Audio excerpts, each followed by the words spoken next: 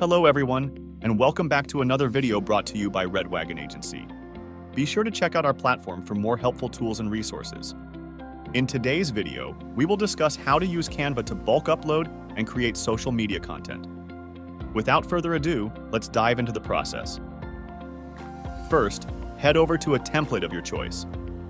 Let's say I'm choosing this one. Click on Edit. Once your template is open, head over to the Bulk Create option. If you can't see it, click on Apps and then Bulk Create.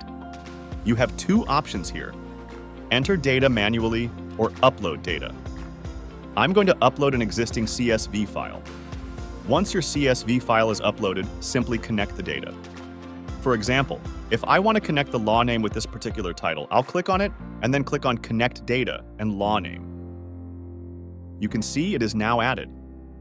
Then, connect data with the description. This is for the description. Similarly, for the year field, connect it to year. Below, you can connect your call to action. Finally, once all your fields are added to your design, click on Continue.